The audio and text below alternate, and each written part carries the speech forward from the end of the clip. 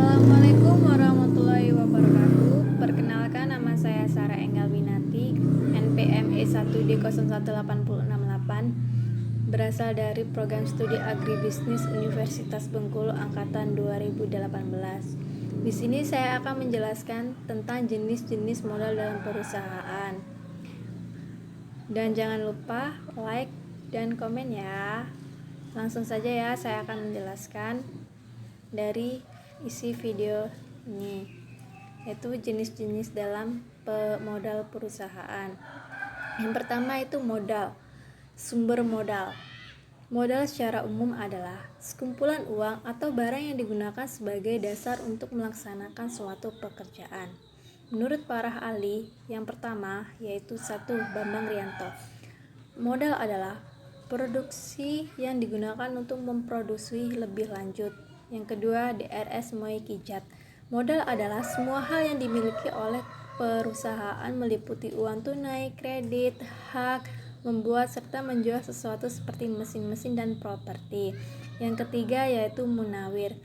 Menurut Munawir, modal adalah kekayaan perusahaan yang bisa berasal dari internal maupun eksternal, termasuk juga kekayaan dihasilkan dari proses produk sebuah perusahaan. Yang keempat, Lawrence Gitman. Bentuk pinjaman suatu dalam jangka waktu tertentu yang dimiliki oleh perusahaan tersebut. Yang kelima, Andre Mayo. Menurutnya, modal adalah instrumen utang yang memanfaatkan sebuah investor yang membeli sekuritas utang. Lanjut, yaitu jenis modal berdasarkan sumbernya. Modal berdasarkan sumbernya dibagi menjadi dua, yaitu modal internal dan modal eksternal. Modal internal yaitu modal yang didapatkan atas kekayaan seseorang atau perusahaan, yaitu biasanya dari hasil penjualan. Modal internal ini sulit digunakan untuk mengembangkan bisnis karena yang terbatas dan sulit mengalami peningkatan signifikasinya. Contohnya seperti gedung, kendaraan, saham, dan lainnya. Yang kedua, modal eksternal. Modal eksternal adalah modal yang berasal dari luar perusahaan atau dana yang diperoleh dari para kreditur dan memegang saham dapat diambil pada bagian perusahaan. Modal eksternal ini didapatkan dari luar yang sifatnya tidak terbatas. Contoh seperti modal eksternal didapatkan dari investor yang menanamkan modalnya kepada perusahaan Anda. Yang keempat, jenis modal berdasarkan wujudnya. Dalam jenis modal berdasarkan wujudnya ini dibagi menjadi dua, yaitu modal aktif dan modal pasif. Modal aktif itu dibagi menjadi dua lagi, yaitu adanya aktiva lancar dan aktiva tetap. Aktiva lancar yaitu aktiva yang dalam satu kali berputar dalam prosesnya, produksi dan proses perputarannya dalam waktu pendek, yaitu kurang dari 1 tahun. Contohnya seperti kas, piutang, surat berharga, dan persediaan barang dagangan. Aktiva tetap. Aktiva tetap itu yaitu tahan dalam jangka waktu yang lama secara tidak langsung dan berangsur-langsung dalam proses produksinya. Misalnya seperti bangunan, pabrik, kendaraan, mesin, perlengkapan, dan lain-lainnya. Dalam wujud aktivanya, modal ini dibagi menjadi dua lagi, yaitu 1. Modal barang dan 2. Modal uang.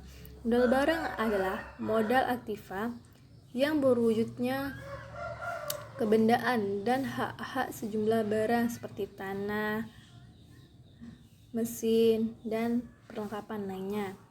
Sedangkan modal uang yaitu modal aktiva yang bersifat manfaatnya pembiayaan dan hak-hak sejumlah tagihan uang seperti kas, tabungan, piutang, dan wesel.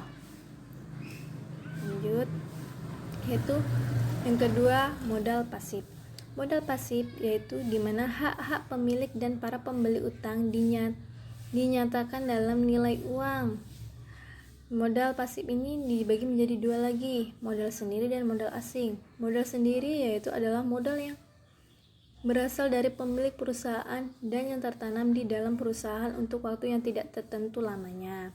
Oleh karena itu, ditinjau dari sudut likuiditas merupakan dana jangka panjang yang telah ditentukan likuiditasnya dan perusahaan satu keuntungan untuk dihasilkan perusahaan, seperti yaitu modal saham, di mana modal saham yaitu bukti kepemilikan atas suatu perusahaan. Pemilik saham akan mendapatkan keuntungan dan menerima sebagian dari pendapatan tetap atau dividen dari perusahaan, serta kewajiban menanggung jawab risiko bila perusahaan mengalami kerugian.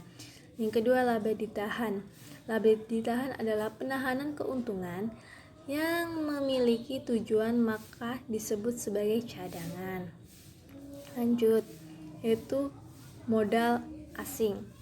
Modal asing adalah modal yang bersumber dari luar perusahaan, di mana sifatnya sementara di dalam perusahaan tersebut.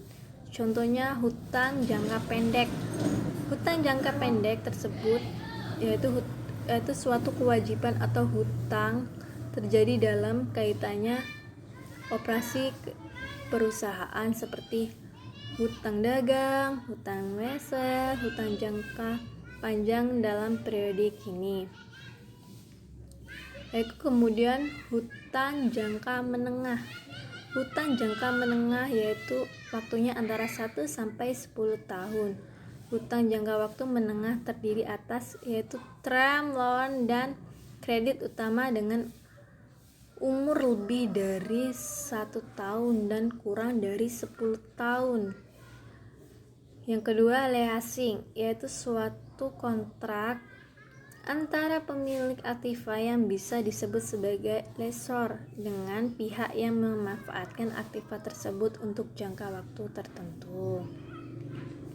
Lanjut, yaitu hutang jangka panjang. Hutang jangka panjang waktunya lebih dari 10 tahun, yaitu seperti pinjaman berjangka, adalah pinjaman di mana peminjam setuju dengan kontrak pembiayaan bunga beserta hutang pokok pinjamannya dengan waktu tertentu sesuai dengan isi perjanjiannya. Yang kedua, obligasi, di mana instrumen yaitu surat berharga utang yang berisi janji kepada pihak menerbitkan obligasi untuk membayar pemegang obligasi sejumlah nilai pinjaman beserta bunga bagi perusahaan pada saat jatuh tempo yang telah ditetapkan. Kemudian lagi dengan contoh hipotek, yaitu pinjaman berjangkau di mana pemberi uang dan suatu barang yang tidak bergerak. Bila mana pihak peminjaman tidak memenuhi kewajibannya, maka barang tersebut dapat dijual dan hasil penjualan tersebut dapat digunakan untuk menutupi tagihannya. Baik, itu saja yang bisa saya sampaikan. Semoga bermanfaat ya. Apabila ada kesalahan dan kekurangan, saya mohon maaf. Saya ucapkan terima kasih. Wassalamualaikum warahmatullahi wabarakatuh.